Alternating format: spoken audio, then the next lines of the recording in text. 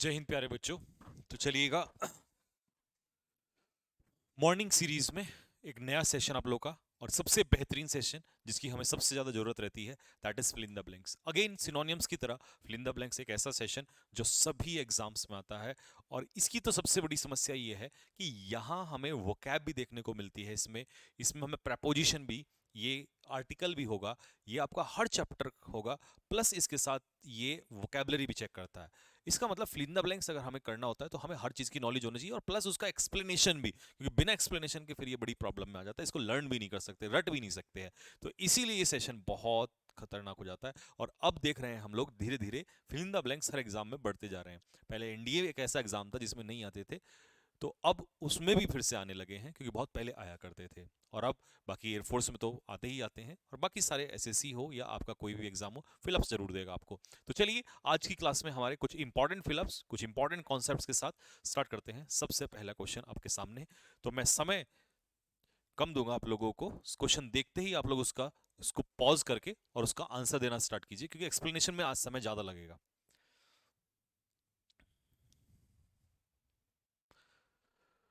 चलिए, तो वर्ड है बच्चों आपका, find out the adjective of rust.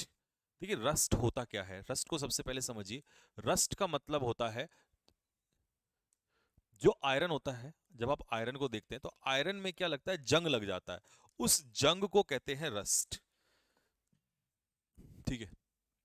अब उसने पूछा है कि इसका एडजेक्टिव बताओ क्या होगा। तो अगर आपसे पूछे रस्ट क्या होता है, पहले तो मैं रस्ट को ही बता दूं, रस्ट होता है नाउन। लेकिन उसने पूछा है कि इसका एडजेक्टिव क्या होगा। तो इसका एडजेक्टिव होता है बच्चों, अब आपने देखो कौन सा लगा होगा, आई डोंट नो, बट इसका आंसर होता है रस्टी। कई बच्चे फुल को देख के यहाँ बहक गए होंगे कि रस्टफुल होता है, लेकिन रस्टफुल जैसा कोई वर्ड नहीं है। और रस्टलेस भी कुछ नहीं होता, क्योंकि कई के माइंड में होगा लेस लगता है, वो भी एडजेक्टिव होता है, ये भी कुछ नहीं होता। और रस्टिक कई लोगों ने लगाया, रस्टिक होता है रूरल, ग्रामीण। तो ये रस्टिक जो है, ये तो अलग ही मीनिंग है। जबकि वो पूछ रहा है आपसे रस्ट का, तो रस्ट का एडजेक्टिव होता है रस्टी। ठीक है, तो रस्टी आयरन मतलब जिसमें क्या लगा हो, जंग लगा हो, तो ये बनता है आपका एडजेक्टिव। ठीक। नेक्स्ट, अगला क्वेश्चन।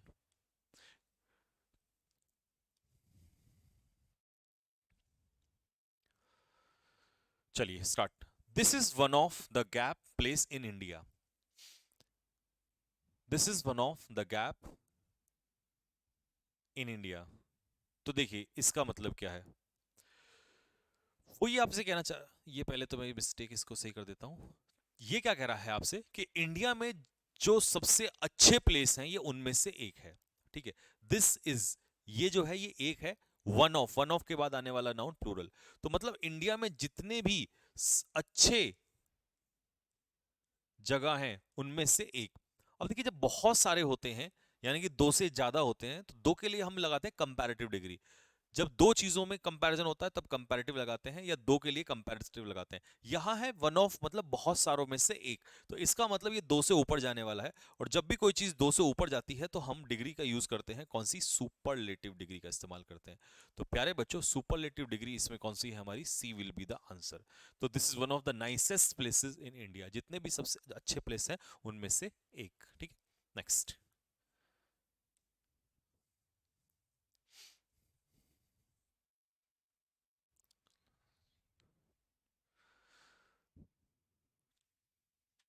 चलिए स्टार्ट।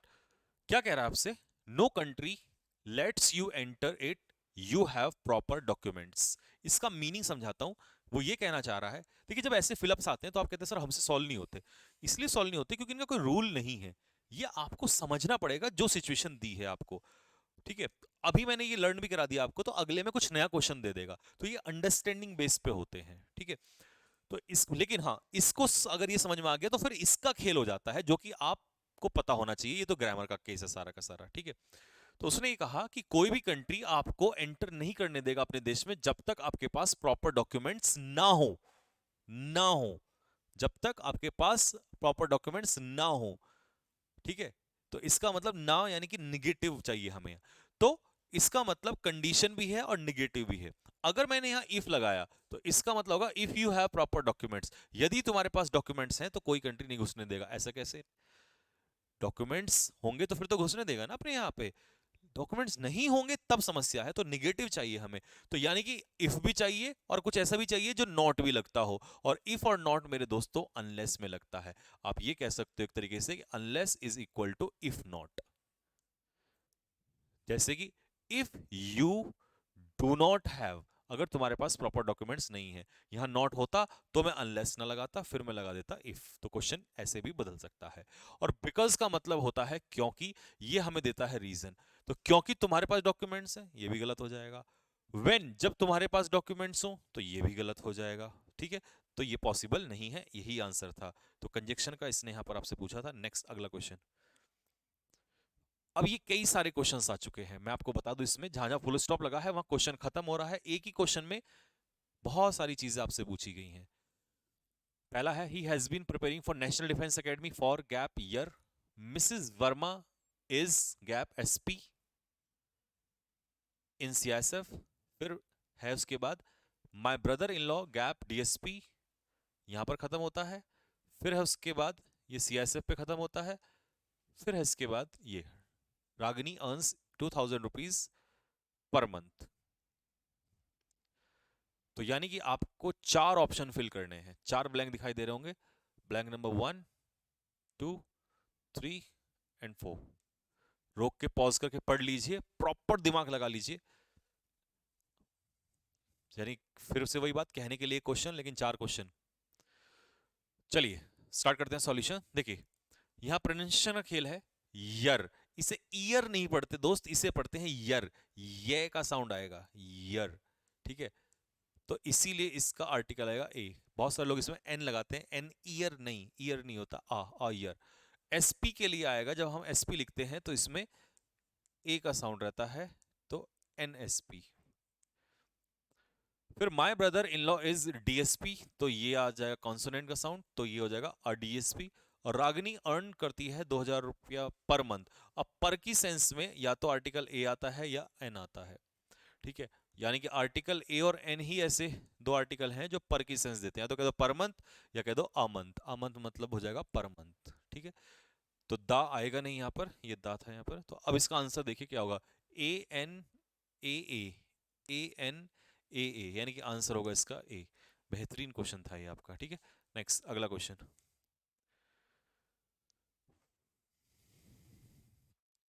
चलिए पॉज करके देखिए, नाउ स्टार्ट। हाथियों का झुंड अटैक करने के लिए तैयार था लायंस के ऊपर। तो हाथियों के झुंड को क्या कहते हैं? हाथियों का झुंड होता है बच्चों हर्ड। फ्लॉक किसका झुंड होता है बताइए जल्दी से, रिकॉल कीजिए अपने माइंड में। भेड़ों का। फ्लीट किसका ग्रुप होता है? पानी के जहाजों का। और प्राइड किसका समूह होता है? लायंस का, शेरों का। Next, find out the adjective of die. आपसे पूछा है डाई का एडजेक्टिव क्या होगा। डाई होती है वर्ब, मृत्यु होना। चलिए स्टार्ट करते हैं। तो फिर से अगर आप फुल की चपेट में आए हैं तो डाई फुल कुछ नहीं होता है। डाइड वर्ब की ही फॉर्म होती है। डेथ जो होता है वो नाउन होता है, तो इसका एडजेक्टिव हो जाएगा डेड। डेड बॉडी इसीलिए कहा जाता है। ठीक है, नेक्स्ट।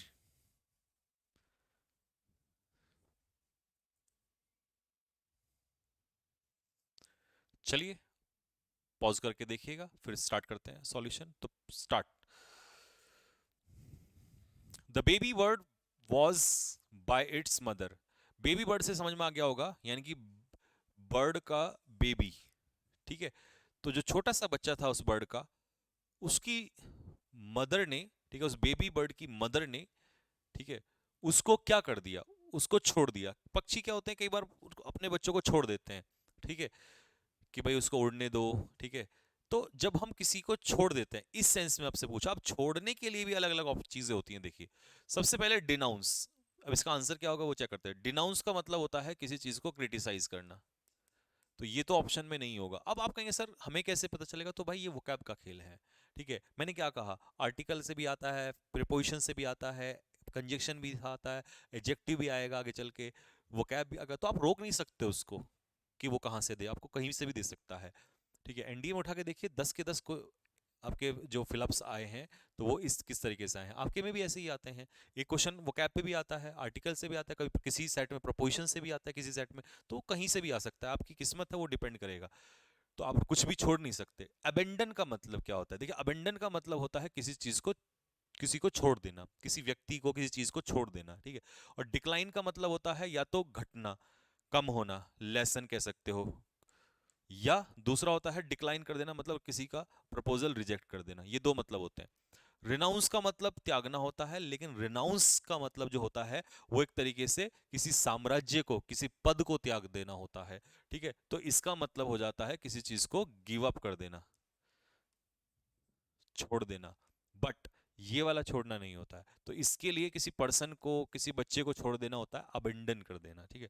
और इसीलिए जब पेरेंट्स, ह्यूमन बींग्स में भी ऐसा होता है, जब पेरेंट्स अपने बच्चे को छोड़ देते हैं तो उसे कहते हैं अबेंडन्ड चाइल्ड। मान लीजिए कोई बच्चा कहीं पाया गया रोड पे, तो अबेंडन्ड चाइल्ड होता है वो, ठीक है। रिनाउंस्ड चाइल्ड नहीं। रिनाउंस का मतलब होता है किसी चीज को त्याग देना, छोड़ देना, ठीक है। यानी कि लेकिन वो किसी चीज के लिए आता है, साम्राज्य के लिए, किसी पोस्ट के लिए, ठीक है। राफेल।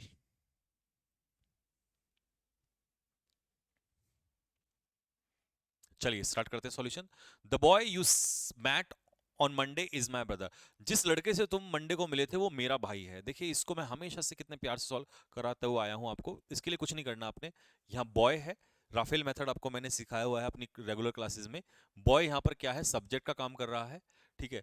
यू यहाँ पर सब्जेक्ट का काम कर रहा है, मैट यहाँ पर वर्ब का काम कर रही है V1, और इज यहाँ पर वर्ब का काम कर रहा है तो V2।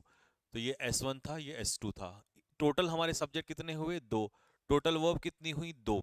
इसका मतलब सब्जेक्ट और वर्ब हमारे क्या हो गए? बराबर। जब सब्जेक्ट और वर्ब आपस में बराबर हो जाए तो ऐसी स्थिति में हमने क्या बता रखा है आपको? होम। 2 सेकंड में आंसर निकलता है, होम। और प्यारे बच्चों, विच तब आता है जब यहाँ एंटीसीडेंट नॉन लिविंग हो, कार, बाइक, तब, है ना। और हुज के साथ हमेशा नाउन आता है, और हुज उस नाउन पर क्या दिखाता है? अधिकार। हुज फादर, हुज मदर, तो ये अधिकार दिखाने के काम आता है। तो यहाँ पर तो हमें किसी पर अधिकार दिखाना ही नहीं है, वैसे भी यहाँ प्रोनाउन है, ठीक है। तो और हु और हुम में डिफरेंस समझ में आ गया। अगर सपोज करो इसी सेंटेंस में वर्ब होती 3 और सब्जेक्ट होते 2, तो फिर ऐसी कंडीशन में एक सब्जेक्ट की एक्स्ट्रा जरूरत होती, तो राफेल मेथड के अनुसार फिर हम इसमें हु लगा देते, लेकिन अभी के हिसाब से इसमें है हु, ठीक है, सॉरी होम। होपफुली जिन बच्चों ने राफेल मेथड पढ़ा है उनको ये बात समझ में आ चुकी होगी। जिनको नहीं आई है वो भी कमेंट बॉक्स में कमेंट जरूर करेंगे कि सर नहीं आया है ये वाला कॉन्सेप्ट हमें। ये तो बहुत शॉर्ट तरीका बता दिया आपने, ठीक है, आसान है ये, इससे कभी गलत नहीं होता क्वेश्चन।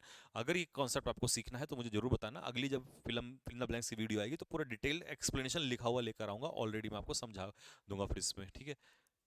क्योंकि अगर अभी पूरा खोलूंगा तो ये आधे घंटे की अकेली वीडियो निकलेगी इसमें। The climate of Shimla is better than Dehradun. अब देखिए आंसर ढूंढिए फटाफट। यहां पर क्या कहना चाह रहा है आपसे? चलिए आंसर देते हैं। वो कह रहा है कि शिमला का क्लाइमेट बेटर है देहरादून के क्लाइमेट से, ठीक है। तो इसका मतलब क्लाइमेट का कंपैरिजन क्लाइमेट से हो रहा है, रिप्लेसमेंट। बट क्लाइमेट तो सिंगुलर नाउन है, तो सिंगुलर नाउन का रिप्लेसमेंट होता है दैट ऑफ से, दैट ऑफ से। तो ये आंसर हो जाएगा दैट ऑफ। लेकिन अगर कह दे कि शिमला की जो रोड्स हैं, यहां पर रोड्स आ जाए अगर, रोड्स, तो ये प्लूरल हो जाएगा, और प्लूरल का रिप्लेसमेंट होता है दोज ऑफ से। ये ध्यान रखना कभी भी अगर आए, प्लूरल का रिप्लेसमेंट होगा दोज ऑफ से और सिंगुलर का हो जाएगा दैट ऑफ से। नेक्स्ट देखिए फिर से वोकैबुलरी बेस आ गया। पॉज करके एक बार आंसर चेक कर लीजिएगा, मैं स्टार्ट कर रहा हूं explanation. Ragini's instructor is gap at her flexibility. Ragini का जो इंस्ट्रक्टर है वो उसकी फ्लेक्सिबिलिटी को देखकर क्या है? अब मैं टीचर हूं और मेरा स्टूडेंट अच्छा परफॉर्मेंस कर रहा है, ठीक है जी, तो क्या मैं उसका मजाक उड़ाऊंगा? नहीं उड़ाऊंगा। रिडिक्यूल का मतलब होता है मॉक, मजाक उड़ाना। एंग्री होऊंगा, गुस्सा होऊंगा? नहीं हो सकता, अच्छा करने पे नहीं हो सकता। एडहेयर का मतलब होता है फॉलो, पालन करना किसी चीज का, ठीक है, अपने प्रिंसिपल पे, सिद्धांतों पे अड़े रहना। अमेज्ड का मतलब होता है सरप्राइज्ड, मैं देखूंगा अरे इसने इतना अच्छा परफॉर्मेंस कर दिया भाई। और अमेज्ड के साथ, एडहेयर के साथ तो प्रपोजिशन भी, देखो फॉलो के साथ टू नहीं लगता, लेकिन एडहेयर के पीछे टू लगता है, और अमेज्ड के साथ लगता है at, surprised at, amazed at. तो भाई वो सरप्राइज हो गया कि यार इतनी खतरनाक फ्लेक्सिबिलिटी आ गई है इसके अंदर, तो ये आ जाएगा आपका amazed, amazed eight her flexibility. ठीक है, नेक्स्ट चलिए स्टार्ट करते हैं, आप इसका चेक कर लेना इसको रोक के। देखिए मोनू ने क्या किया, कोट को अपने कमरे में क्या कर दिया, अपने कमरे में कोट को टांग दिया। ठीक है, अब समझिए, सबसे पहले मैं काटूंगा इसको, डिड के साथ सेकंड फॉर्म नहीं आ सकती कभी भी, तो ये गलत हो गया। दूसरा, इसको इसलिए काटूंगा क्योंकि हैंग होती है फर्स्ट फॉर्म, और मोनू है सिंगुलर, और सिंगुलर के साथ फर्स्ट फॉर्म में एस एस आता है, अगर ये प्रेजेंट में आता तो ऐसे आता था, हैंग्स होना चाहिए था, तो मैंने इसको भी काट दिया। अब मेरे पास हैंग्ड और हंग, देखिए हैंग का मतलब होता है फांसी लगाना, हैंग का मतलब होता है किसी को फांसी लगाना, और वहीं हैंग का मतलब होता है टांगना, किसी चीज को लटकाना। ठीक है, अगर फांसी लगाना इसका मीनिंग है, तो प्यारे बच्चों इसका सेकंड फॉर्म हो जाएगा हैंग्ड, और इसका थर्ड फॉर्म हो जाएगा हैंग्ड। और वहीं अगर लटकाना है तो सेकंड फॉर्म होगा हंग, और थर्ड फॉर्म होगा हंग। अब कोर्ट को फांसी कौन लगाएगा यार, तो ईडी तो नहीं आना चाहिए ना, तो ये तो फांसी लगाना हो जाएगा, तो इसका आंसर होना चाहिए सी। ठीक है जी, डन हुई बात। चलिए जी अगले क्वेश्चन की तरफ मुड़ते हैं, question number 11। Find out the verb form of strongly, strongly की वर्ब फॉर्म बताइए क्या होगी। चलिए मैं स्टार्ट करता हूं सॉल्यूशन। देखिए स्ट्रांगली क्या है, अपने आप में एक एडवर्ब है, इसका एडजेक्टिव होता है स्ट्रॉन्ग, एलवाई हटते ही स्ट्रॉन्ग इसका हो जाता है एडजेक्टिव, और इसका नाउन होता है स्ट्रेंथ। ये पूरा चार्ट बना दिया मैंने आपके लिए, स्ट्रेंथनेस कुछ नहीं होता, गलत है, ये नाउन है, सॉरी ये एडजेक्टिव है, ये नाउन है, और स्ट्रेंथन करना ये है आपकी वर्ब, मजबूती देना। तो क्रिया पूछ रहा आपसे कि इसका ये एडवर्ब था ना, तो इसका सीधा वर्ब होगा स्ट्रेंथन, मजबूत करना। ठीक है, नेक्स्ट चलिए जी, फिर से आया है वो cap basic. The business was quite gap, इसीलिए I convince Mister Verma to partner with me to start the venture. Business ऐसा था, इसीलिए मैंने कन्विंस कर लिया मिस्टर वर्मा को कि भैया मेरे साथ पार्टनरशिप में आ जाइए। अब कैसा बिजनेस होगा कि आप कन्विंस कर पाएंगे किसी को। चलिए स्टार्ट करते हैं सॉल्यूशन, इतनी देर में आंसर आना चाहिए आपका। देखिए फिकल होता है अनस्टेबल, भाई अनस्टेबल पर्सन हो या अनस्टेबल बिजनेस हो कोई नहीं कन्विंस कर सकता। विरुलेंट होता है हार्मफुल, हानिकारक, सारा खेल वो कैब का था। डूबियस होता है अनसर्टेन, अनसर्टेन में तो एक रुपया ना लगाए कोई। तो दोस्त ल्यूक्रेटिव होता है प्रॉफिटेबल, प्रॉफिटेबल बिजनेस होगा तभी लोग मानेंगे आपकी बात को इन्वेस्ट करने के लिए। ठीक है जी, बात बनती है। नेक्स्ट अगला क्वेश्चन, ये तो बहुत आता है, बहुत ज्यादा। Common sense can bring you success. चलिए स्टार्ट करते हैं सॉल्यूशन।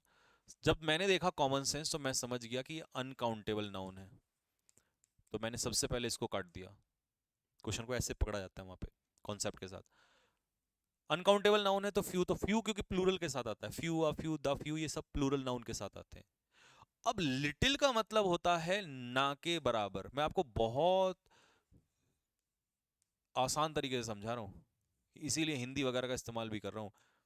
इंग्लिश में से कहते हैं हार्डली एनी क्वांटिटी, या बहुत ही ना के बराबर कोई चीज। ठीक है, अ लिटिल मतलब होता है थोड़ा सा, सम, थोड़ा सा, और द लिटिल का मतलब होता है ऑल दैट इज अवेलेबल, इसका मतलब होता है जितना है वो सारा।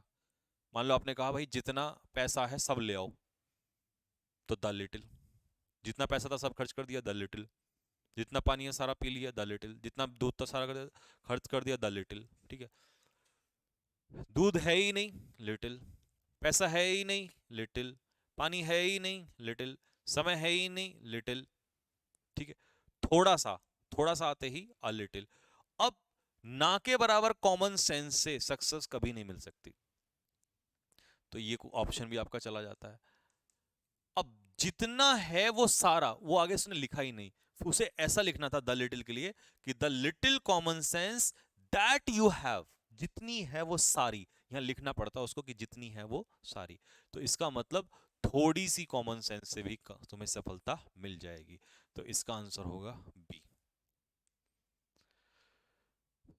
लीजिए जी, ये होमोनियम्स का क्वेश्चन आ गया। Rita adept at speaking language, तो बोलने में है निपुण। It is difficult to gap only one puppy for animal shelter, एक पपी को भी पालना बहुत मुश्किल है। तो चलिए स्टार्ट कर लेते हैं। यहां आता है दोस्त ADEPT, ठीक है जी, अडेप्ट। हालांकि अडेप्ट के साथ प्रपोजिशन इन लगती है, कोई बात नहीं, लेकिन यही अडेप्ट आएगा। इसका मतलब होता है स्किलफुल, बोलने में निपुण। और यहां आएगा किसी पपी को गोद लेना, यानी कि उसे पालना, अडॉप्ट। अब इसके हिसाब से पेयर यही सही बन रहा है, क्योंकि मेरे दोस्तों ये जो ADAPT वाला अडेप्ट है, इसका तो पहली बात तो यहाँ कोई ऑप्शन ही सेंस नहीं बैठ रहा। इसका मतलब होता है अपने आप को एडजस्ट कर लेना, ढाल लेना। तो शायद आपको तीनों समझ में आ गए होंगे, अडेप्ट, अडेप्ट और अडॉप्ट। नेक्स्ट, चलिए जी देखते हैं, रोक के आंसर लगा दीजिए, मैं स्टार्ट कर रहा हूँ। देखिए, जब भी आपका sentence it is time, high time, about time से स्टार्ट होगा तो ये अनरियल होता है। तो अनरियल में सब्जेक्ट के बाद सीधा वर्ब की सेकंड फॉर्म, तो इसीलिए इसका आंसर हो जाएगा वेंट। ये नाव को देख के गो वगैरह मत लगा देना, ठीक है।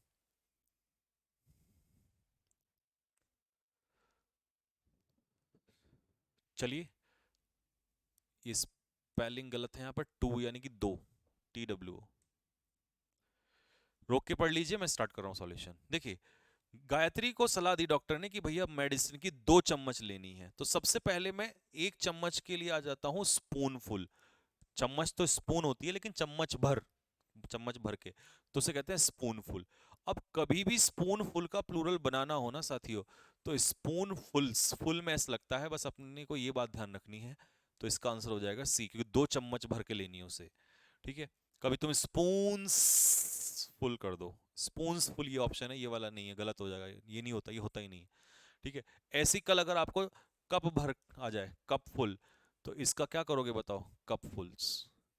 अगर ऐसे ही मान लो माउथ फुल आ जाए, तो माउथ फुल्स। तो समझ रहे हो, फुल में एस लगाना है आपको, ठीक है। नेक्स्ट, चलिए जी, one of them has to understand gap responsibility. रोक के आंसर लगा दीजिए, मैं स्टार्ट कर रहा हूँ सॉल्यूशन, ठीक है। देखिए, मुझे पता है आपने सभी ने इसका आंसर जो है वो सी लगाया होगा, लेकिन इसका आंसर सी नहीं है, इसका आंसर है बी। अब आप हंसो मत कि ये क्या हो गया, और आपको कैसे पता। मेरे को इसलिए पता है क्योंकि आपने पता है क्या देखा, आपने देखा सीधा यहां पर वन, और यही आप एग्जाम में भी गलती करते हो, ठीक है।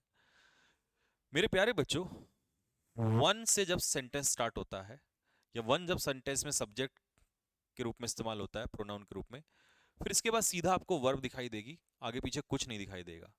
तब उस केस में इसका जो एडजेक्टिव है वो वंस जाता है। बहुत बड़ी बात बता रहा हूं आपको, नहीं तो ये रटा हुआ फैक्ट बड़ा परेशान करता है। लेकिन जब भी कभी वन ऑफ होता है, तो वन ऑफ के बाद ऑब्वियस सी बात है, प्लूरल या तो नाउन होगा या प्रोनाउन होगा। हमने अभी सीखा सब्जेक्ट ऑफ एग्रीमेंट में, कल परसों क्लास में। तो अब पता है वन, ये वाला वन नहीं है जो वंस लगा दे। अब ये वन डिपेंड करता है कि इसमें से एक, अब सपोज करो यहां पर लड़कियां हैं बहुत सारी, और लड़कियों में से एक, तो लड़कियों में से एक लड़की, तो उसके लिए हर नहीं आएगा। अगर यहाँ बॉयज होता, लड़कों में से एक, तो ये लड़कों में से एक लड़का हिज नहीं आता। तो फिर तुम कैसे कह सकते हो कि यहाँ वन का वंश हो जाएगा। इसका मतलब ये यहाँ डिपेंड करता है कि आगे हमारा जो नाउन है ये कैसा होगा, या प्रोनाउन कैसा होगा, ठीक है। तो आ जाओ, आपको समझ में आ गया होगा, आपकी बुद्धि में ये हुआ क्या। तो इसने कहा दैम, अब दैम में से एक, तो मुझे नहीं पता एक्चुअली कि ये दैम है कौन। और जब आपको नहीं पता, तो ये नहीं कि तुम वंस लगा दो, वंस तो लगाना ही नहीं है। वंस तो तब लगता जब ये ऑफ दैम ना होता, सिर्फ वन होता। तो अब इस कंडीशन पे हमने क्या करना है, तो हमने करना है वन ऑफ दैम। देयर हो नहीं सकता, क्योंकि दैम में से एक सिंगुलर है, तो देयर तो प्लूरल के साथ आता है, सब्जेक्ट सिंगुलर तभी तो वर्ब सिंगुलर, तो एडजेक्टिव भी सिंगुलर चलेगा। इट्स इसलिए नहीं हो सकता मेरे दोस्त, क्यों नहीं हो सकता बताओ इट्स, क्यों, क्योंकि वन पर्सन है। रेस्पॉन्सिबिलिटी पर्सन को, ये नॉन लिविंग के लिए आता है। अब वंस इसलिए नहीं हो सकता क्योंकि अकेला नहीं है, तो आंसर होगा इसका हिज। अब ये मत कहना सर वो फीमेल भी तो हो सकती है, हाँ हो सकती है, लेकिन हमें ऑप्शन में हर तो नहीं है ना, तो सीधा आंसर हिज आ गया। और स्पेशली जब हमें ना पता हो जेंडर कौन, तो हम मेल एडजेक्टिव को प्रेफर करते हैं। चलिए जी, इसको रोक के स्टार्ट कर दीजिए बेटा, मैं सॉल्यूशन स्टार्ट करता हूं। As soon as Hitler came to power, जैसे हिटलर सत्ता में आया, उसने ज्यूज यहूदियों पे अत्याचार करना स्टार्ट कर दिया। ठीक है, ये आपको पकड़ना चाहिए था। और अत्याचार करना ये क्या होता है, देखो पैसिफाई का मतलब होता है किसी को क्या करना, मॉलिफाई करना, शांत करना, गुस्से को कम करना। मॉलिफाई, क्वेंच, ये आपको पता होगा, मिटिगेट, ठीक है, एस्वेज, ये सारा शांत करना गुस्से को, तो ये तो ऑप्शन से ही बाहर हो गया। परसिस्ट का मतलब होता है कंटिन्यू, जारी रहना। ठीक है, और प्रोसिक्यूट, प्रोसिक्यूट होता है पनिश। ठीक है, प्रोसिक्यूट होता है किसी को अपराध किया है तो उसके लिए दंड देना। ठीक है, लेकिन किसी को तंग करना, ठीक है, ये आपने गलती पे आपको प्रोसिक्यूट किया जाता है। ठीक है, तो आंसर होगा इसका परसिक्यूट। परसिक्यूट का मतलब होता है किसी पर अत्याचार करना। ठीक है, अत्याचार करना यानी कि एक तरीके से एट्रोसिटी, एट्रोसिटी अत्याचार ही होता है। ठीक है, अत्याचार करना,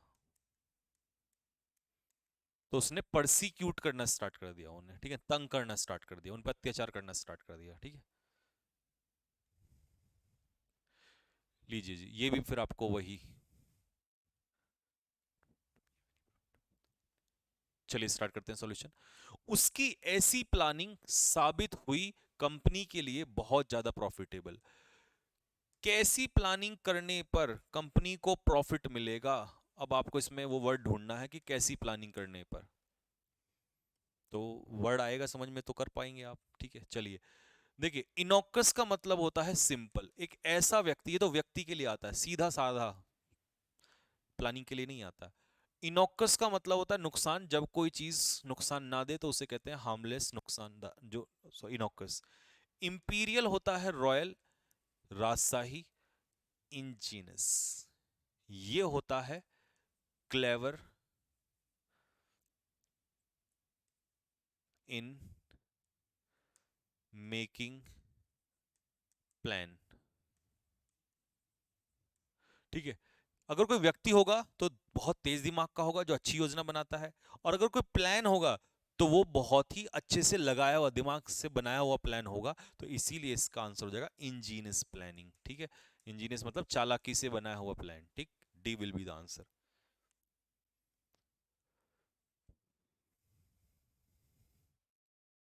ये फुल स्टॉप है यहाँ पर, और यहाँ से स्टार्ट हो रहा है आगे का सेंटेंस। चलिए स्टार्ट करते हैं।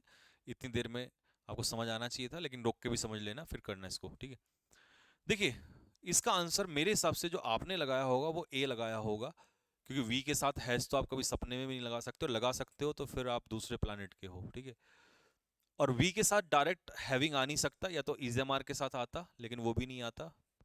ठीक है, लेकिन अभी हैविंग है तो लगा नहीं सकते ना, डबल सीधा सब्जेक्ट के बाद आईएनजी का कोई मतलब नहीं बनता। ठीक है, अब आ जाओ, हैव या हैड। देखो दोस्तों, हैव तब लगता जब ये सेंटेंस प्रेजेंट में होता, लेकिन इफ ओनली ने, और इसका मतलब होता है काश। और आप खेल समझ में आ गया होगा कि काश हमारे पास एक कार होती, तो इफ ओनली का मतलब होता है काश, विश। ठीक है, ये अनरियल बना देता है, तो काश हमारे पास, इसी का खेलता है इसमें, क्योंकि कह रहा है आगे चलना बहुत मुश्किल है। 22, चलिए क्या कह रहा है, I don't like those who are cruel. Preposition का खेल है, तो कह रहा है जो जानवरों के लिए निर्दयी होते, cruel to, cruel to someone, तो क्रूएल टू एनिमल्स। नेक्स्ट 23, चलिए स्टार्ट करता हूं सॉल्यूशन, ढूंढिएगा इसका आंसर। अब आप लोग पॉज कर लीजिए। तो जैसा कि मुझे लग रहा है कि आपने या तो अनटिल लगाया होगा या अनलेस लगाया होगा, क्योंकि ज़्यादातर आपको लगता है कि यही आंसर होते हैं, बट ऐसा हमेशा नहीं होता है। इसीलिए मैं कहता हूँ कि पढ़िए, अच्छे से पढ़िए। ठीक है, मुझसे मत पढ़िए, किसी से भी पढ़िए, बट बहुत अच्छे से पढ़िए, क्योंकि अच्छे से पढ़ोगे तभी अच्छी चीज़ों में सिलेक्शन होगा, क्योंकि कॉन्सेप्ट्स तभी क्लियर होंगे, और हर क्वेश्चन बिना कॉन्सेप्ट के क्लियर नहीं हो सकता। मतलब ऐसा नहीं हो सकता बिना कॉन्सेप्ट के आप सारे क्वेश्चन सॉल्व कर लें। आपको पढ़ाई एक बार अच्छे से करनी पड़ेगी अगर अच्छी पोस्ट ले, अच्छा सिलेक्शन लेना है, क्योंकि नहीं तो ज़्यादातर अनटिल अनलेस फिक्स रटोगे, सीधा लगाओगे। देखो, वी मस्ट स्टार्ट नाउ, हमें अभी स्टार्ट करना चाहिए, नहीं तो लेट हो जाएगा, अदरवाइज। तो यहां हमें चाहिए अदरवाइज का सेंस।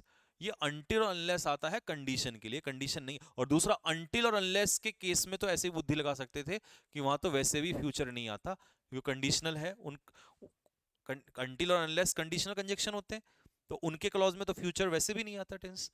तो इसीलिए इसका आंसर होगा और, क्योंकि और जो मीनिंग है वो हमें अदरवाइज का ही मीनिंग देता है। ठीक है, और बट का तो कोई सेंस ही नहीं है, हमें अभी स्टार्ट करना जरूरी है। और बट इट विल, लेकिन ये लेट हो जाएगा। लेट क्यों हो जाएगा जब हम स्टार्ट कर अभी कर रहे हैं? तो ये तो कह रहा है कि अभी स्टार्ट करो, ये करना जरूरी है, नहीं तो लेट हो जाएगा अगर अभी नहीं किया तो। ही लाइक्स रीडिंग, उसे रीडिंग पसंद है क्योंकि वो एक ऐसा रीडर है। अब कैसा रीडर होगा तो उसे पसंद होगा? चलिए स्टार्ट करते हैं। आप यहां लगा लेना आंसर रोक के। देखिए, एंग्शियस अगर आपने लगाया है तो एंग्शियस नहीं होगा। एंग्शियस का मतलब होता है किसी चीज को लेकर बहुत ज्यादा चिंतित होना। ठीक है, तो ये आंसर नहीं होगा। ऑब्नॉक्शियस क्या होता है? हार्मफुल, हानिकारक। तो हानिकारक रीडर नहीं होगा। सगेशियस होता है बुद्धिमान, कुछ लोगों ने ये भी लगाया होगा, लेकिन बुद्धिमान रीडर होने से रीडिंग नहीं, मैं बुद्धिमान हूं लेकिन कभी कभार रीडिंग करता हूं, जरूरी नहीं मुझे पसंद होगी। बट हाँ, अगर मुझे जोश है पढ़ने का, पागलपन है, तो मैं लाइक करूंगा रीडिंग। तो एविड रीडर, एविड का मतलब होता है पैशनेट या फर्वेंट, पैशनेट कह सकते हो इसको। ठीक है, एंड द लास्ट क्वेश्चन, चलिए रोक के पढ़ लीजिए। Okay, let's start. देखिए, इस सेंटेंस में वो क्या कह रहा है? कह रहा है कि क्या तुम सिनेमा चलना पसंद करोगे मेरे साथ, मूवी, जवान मूवी देखने के लिए?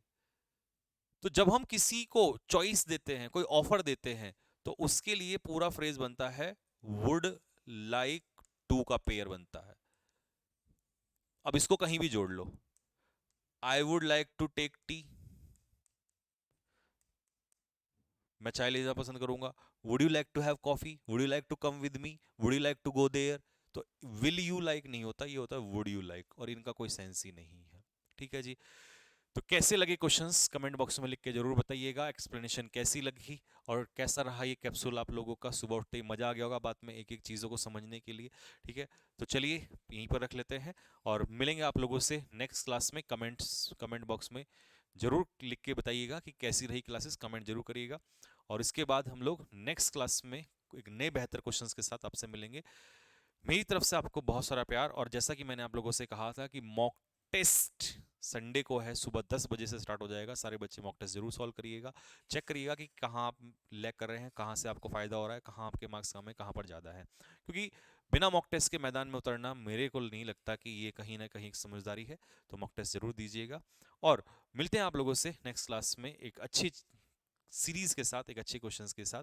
तब तक के लिए मेरी तरफ से सभी बच्चों को जय हिंद।